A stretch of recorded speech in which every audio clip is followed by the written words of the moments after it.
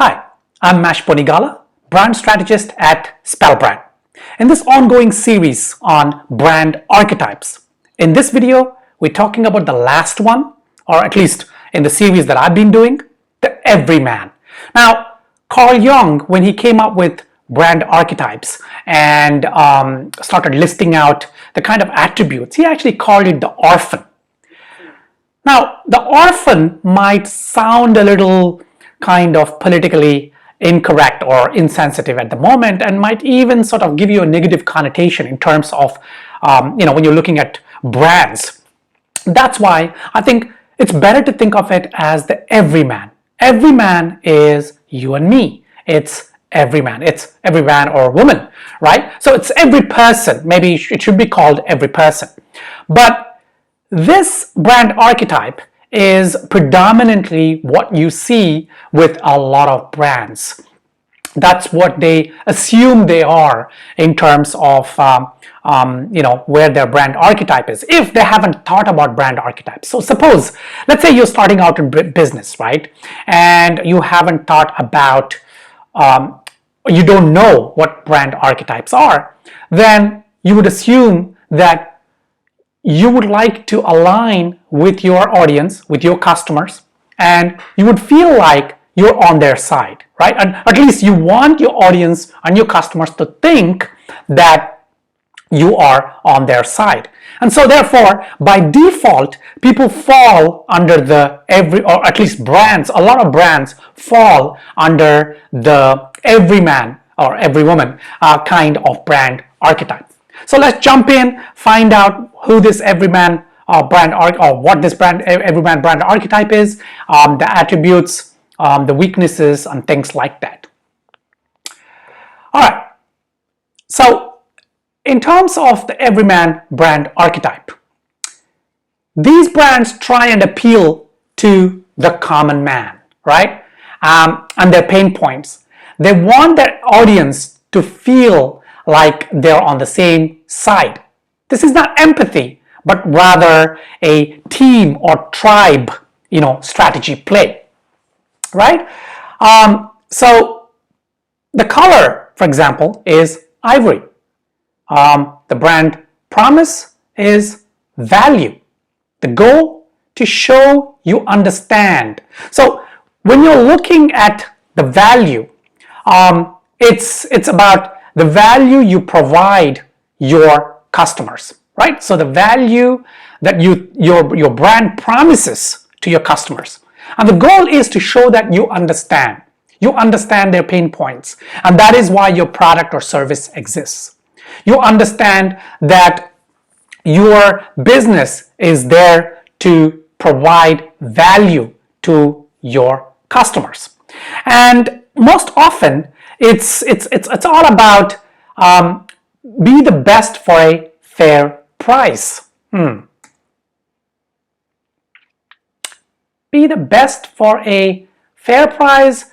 I don't know. It seems like it's a pretty I don't know. I'm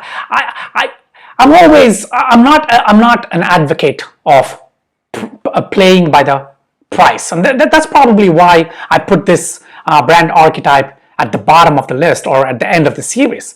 It's because the strategy, be the best for a fair price, it's good and it probably worked in the past, but it is a very red ocean strategy, right? It's about competing. Red ocean strategies they're just competing, and when you're competing,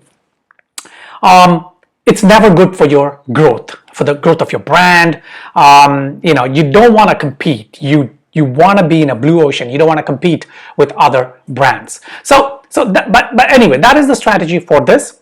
The personality to project is the regular guy, the guy next door, the guy who gets it.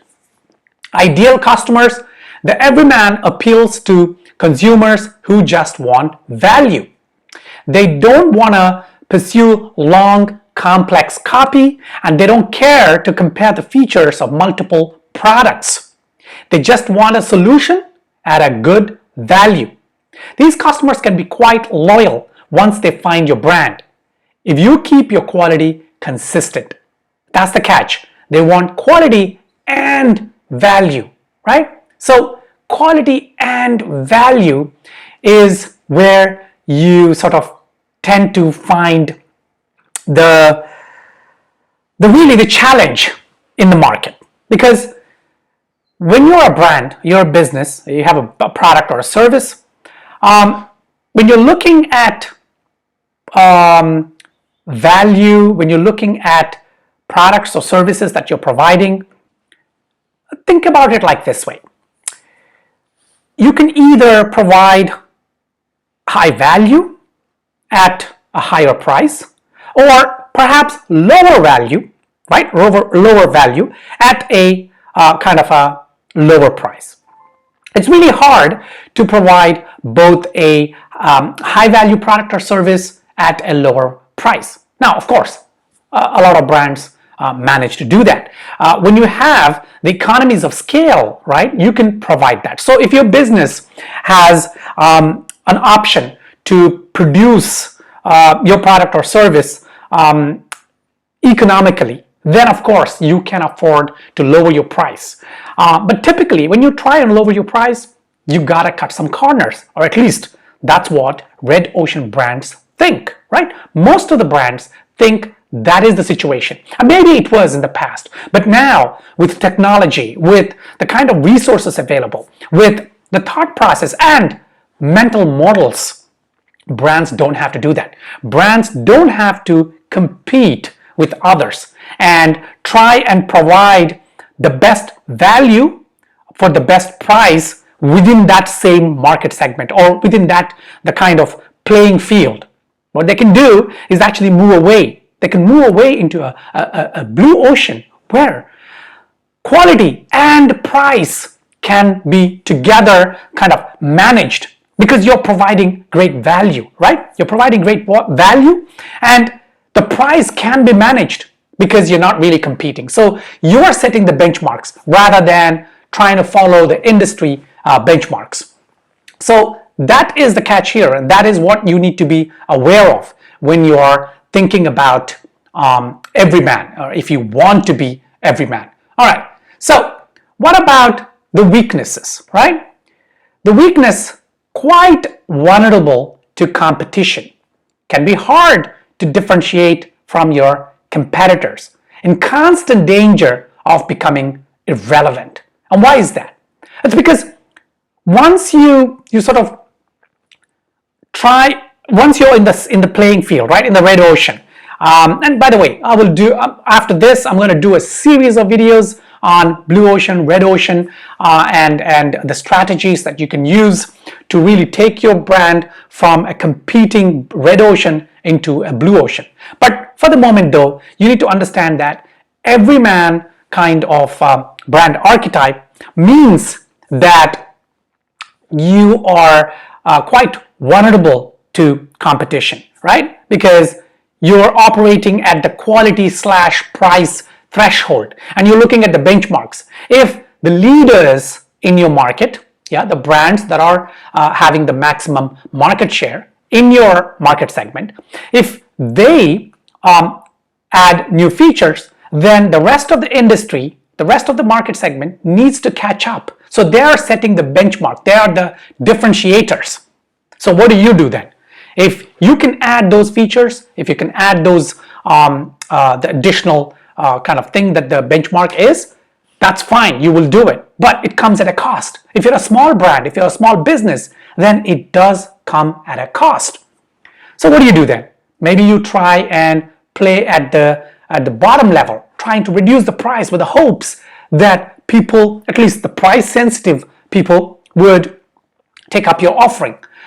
That then creates vulnerability, because someone else, another competitor, can come in and reduce their price. So it is dangerous. Okay, suggested color palette. All right, so ivory, and okay, in this color palette you're seeing ivory and of course complementary and conflicting colors. You got the chocolate, you got dark brown and or gray even, but ivory because it's pleasant. Now This is debatable, of course, and it depends on your market segment. This color palette might not work in all the market segments. So when you are creating your brand archetypes, be careful. These are just guidelines, right? These are guidelines based on principles. Doesn't mean that they will work for you. So you got to really be careful, and you got to look at your own kind of market segment and industry and competitions and things like that. Okay, what about imagery? Now here is the imagery. Again, this is based on ivory, but then you can see it's everyman. It's people, groups of people. We care, having fun, of course, shop open, and things like that. Okay, let's look at a few examples of Everyman/Everywoman brand archetype. Walmart, of course. Walmart worked hard to create an image for itself as the one-stop shopping solution for the regular person. Of course, Amazon too, right? I mean, all those. Their philosophy of housing almost every product imaginable under one roof was a new concept at that time. So this is back in the day. But the company found success through telling and popularizing the story of its creator, Sam Walton, right? Just one of the guys. Again, as you can see here, there's already, based on what I just said, right? You can see vulnerabilities. And of course, that's why Walmart is struggling. One of the reasons, of course. But their ad, if you look at their ad, and I'm not going to play it here, but I'm going to leave a link to this article that I wrote. Just go check it out, and you can play this video. And yeah, it shows that, we're the same. We get you and all that. eBay is another example. In its early days, put big emphasis on the fact that the platform allowed users to sell items they no longer wanted. So there, your trash is another person's treasure kind of message resonated with pretty much everyone. And of course, it took off big time, not just because of the message, but also because, it was a great platform. It still is, but right now, of course, it's plagued by scams and all that. So, and then another example is Gap, right? America's biggest clothing retailer, or at least debatable.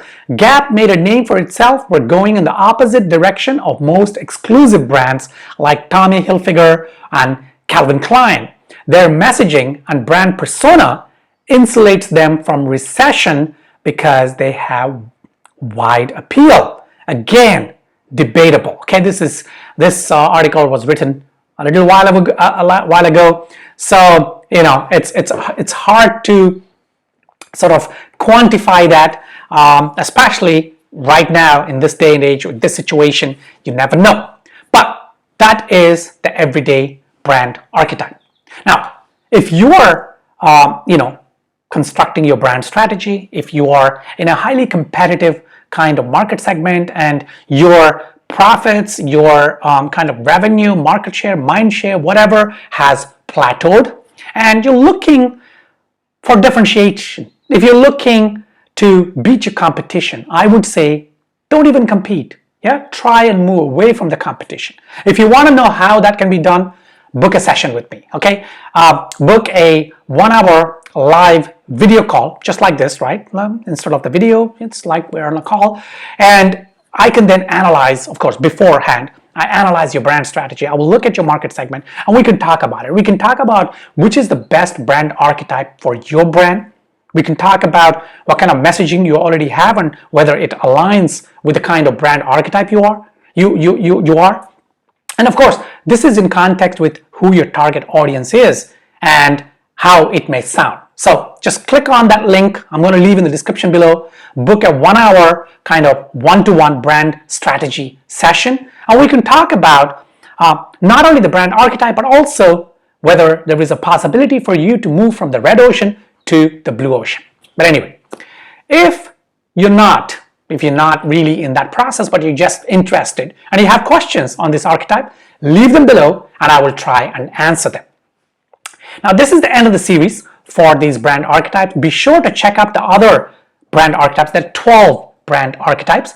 And next, I'm going to start a series of videos on this whole strategy of moving away from competition, making your competition irrelevant, right? So subscribe to this channel, hit the bell icon so that when my next video comes out, you can then start following on. And of course, you can then get a big picture as well as a very detailed view of how this whole thing works. How can you take your brand from a competitive kind of red ocean away from it into a blue ocean? That means you leave your competition behind. You make them irrelevant, right?